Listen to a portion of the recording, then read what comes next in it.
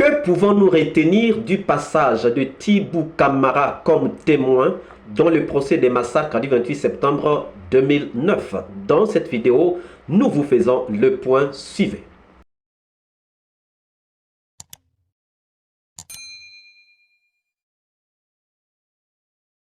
Bonjour, bonsoir, cela dépend de l'heure à laquelle vous regardez cette vidéo et bienvenue si vous nous découvrez pour une première fois. Encore un réel plaisir pour moi de venir devant vos écrans vous exposer les analyses de Soleil d'Afrique. Et aujourd'hui encore un retour sur le procès des massacres du 28 septembre 2009 et sur les révélations qu'on peut tirer donc du témoignage de Thibou Camara. Mais avant tout, nous vous laissons suivre ce petit extrait et on revient pour en faire l'analyse suivante. Projeté au moins une semaine avant la date indiquée. Est-ce que vous étiez au courant? Bien sûr, les manifestations, c'est toujours des jours avant qu'elles se tiennent. Très bien. Alors, pourquoi avoir attendu la veille, selon vous? Est-ce qu'il n'était pas plus judicieux pour le président Dadis de contacter ses leaders politiques avant, en tout cas, des jours avant cette manifestation? Comme je vous l'ai dit, l'idée de manifestation n'était pas dans sa tête. Il n'en voyait pas l'éventualité et la probabilité. C'est pour cette raison qu'il n'a réagi certainement que lorsqu'il s'était rendu compte que c'était une intention sérieuse d'aller manifester. D'accord, j'en conviens avec vous. Maintenant, dites-moi, maintenant que la manifestation est devenue presque inévitable, est-ce qu'il n'était pas possible que cette manifestation soit encadrée et qu'on puisse éviter ce qui est arrivé, de votre point de vue? Vous savez, maître, jusqu'à la dernière minute, pour être honnête, on avait l'espoir que la manifestation n'aurait pas lieu. Parce que le président Dadis lui-même a essayé de négocier, comme je l'ai relevé ici, un report et une délocalisation de la manifestation.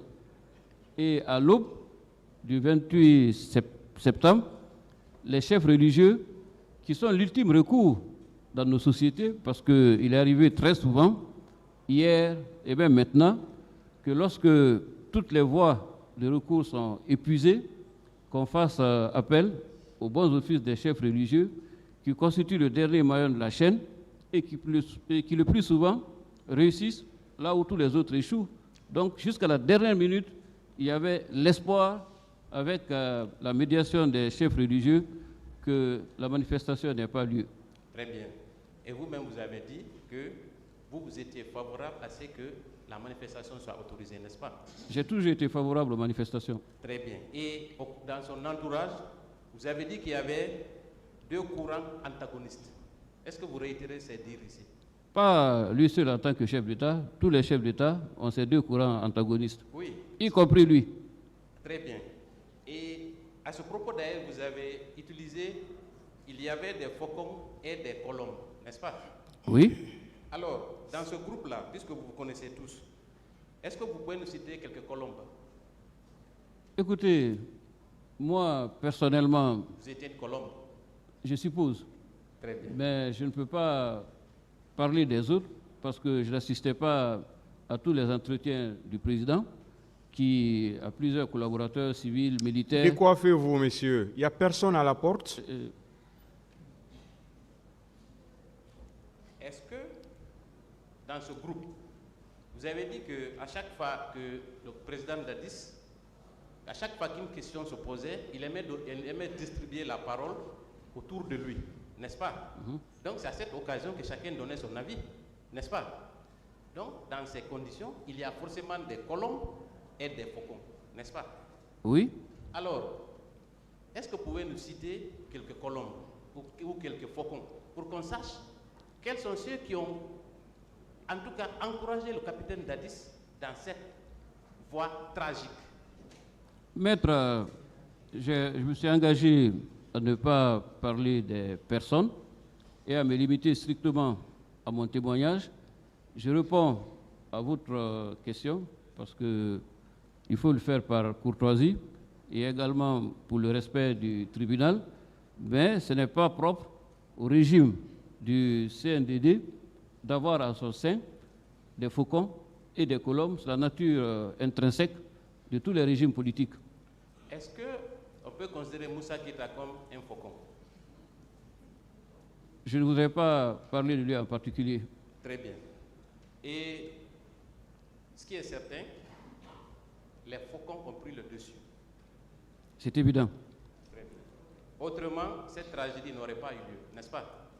C'est certain. Merci.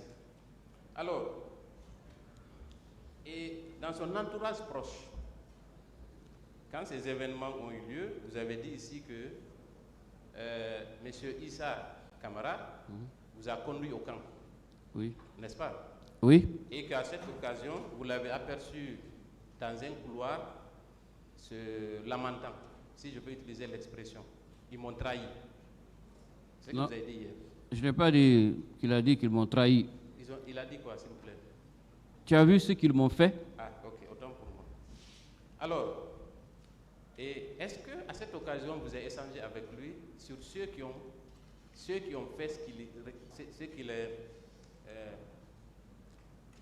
lui ont fait ça? Est-ce qu'il vous a dit les noms? Non, après cette déclaration, il a continué dans son bureau, qui n'était pas loin, puisque c'était à quelques centimètres du couloir attenant. Vous venez donc de suivre M. Thibou Camara en train de répondre aux questions dans le cadre donc de son témoignage dans ce procès des massacres du 28 septembre 2009.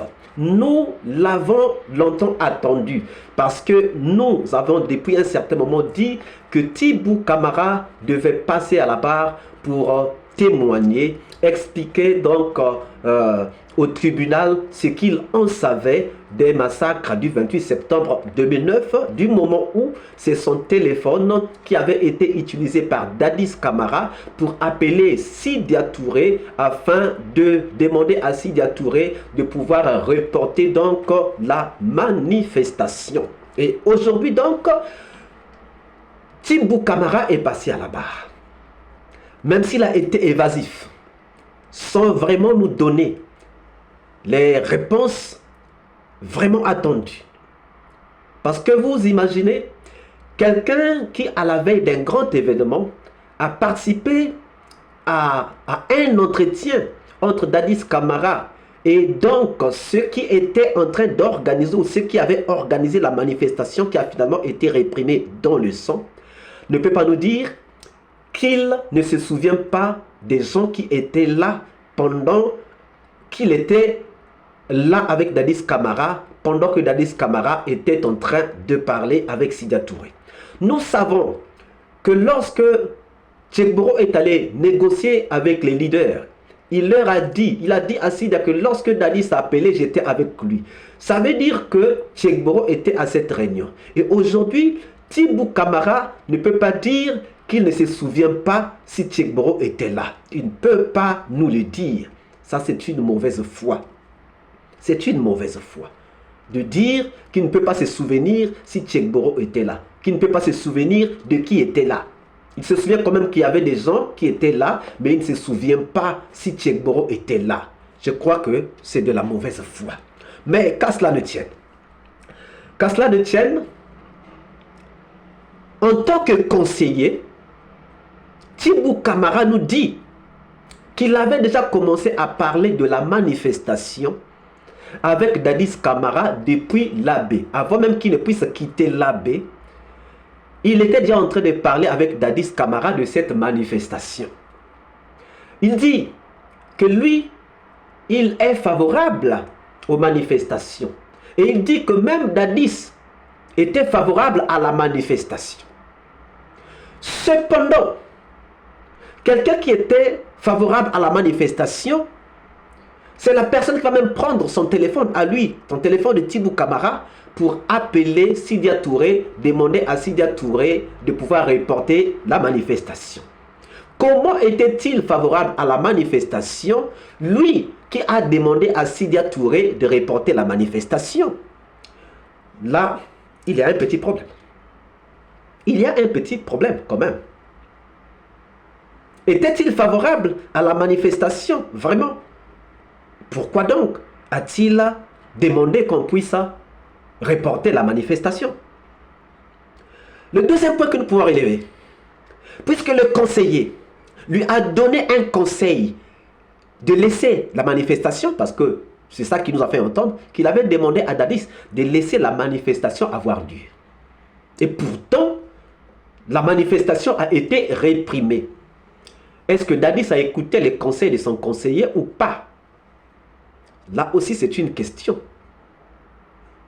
Maintenant, lorsque nous allons nous intéresser au motif de la démission de Tibou Camara, parce qu'après les massacres du 28 septembre 2009, Tibou Camara avait démissionné. Il avait quitté le gouvernement. Il avait quitté aussi son poste de conseiller. Pourquoi l'avait-il fait? C'est sûrement pour marquer son désaccord vis-à-vis du camp Dadis Camara par rapport donc à ces massacres du 28 septembre 2009. C'est peut-être pour dire qu'il n'avait pas participé à ces massacres et qu'il ne voulait pas salir ses mains en restant avec des gens qui avaient commis ces massacres. Tout à fait possible. C'est tout à fait possible. Mais cependant, vous allez vous rendre compte que le même Tibou Camara, qui a démissionné du gouvernement, va accepter un nouveau poste de ministre qui lui sera proposé par Sekouba Konaté lorsque Dadis est en exil. Est-ce que c'est pour dire qu'il ne reprochait rien à Sekouba Konaté par rapport donc au massacre du 28 septembre 2009? Dans ce cas, le complot donc dont parle Dadis Camara est nul. Le complot dont parle Dadis Camara est nul. Donc il n'y a pas eu de complot. Mais la chose qui a beaucoup plus attiré notre attention, c'est lorsqu'il parle des faucons et des colombes. Oui, Tibou Camara dit qu'il y avait des faucons et des colombes dans le CNDD et les faucons avaient eu raison sur les colombes. C'est pour cela qu'il y a eu ces tueries. C'est simple. En politique, que représente un faucon? Un faucon en politique est une expression utilisée pour décrire une personne qui défend une position, mais de façon agressive, qui défend une position de façon musclée par rapport ou contrairement aux colombes qui défendent une position, mais de façon pacifique. Donc, Tibou Camara nous donne une révélation. Il dit que dans le CDD, il y avait des colombes et il y avait des faucons. Les faucons avaient donc pris le dessus. Or, qui sont donc les faucons de Dadis Camara qui défendaient de façon agressive la position de Dadis Camara? C'est clair et net, c'est simple à savoir. C'est Tchekboro, c'est Pivi. Ce sont ces gens-là qui défendaient donc le pouvoir de Dadis de façon musclée. C'est clair, même s'il n'a pas dit les noms, mais on peut le comprendre. On peut le comprendre. Et il dit encore que Dadis lui a dit, après le massacre, tu as vu ce qu'ils m'ont fait? Tu as vu ce qu'ils m'ont fait? Il ne désigne pas une seule personne, il désigne plusieurs personnes. Qui donc sont ces personnes que Dadis voulait désigner?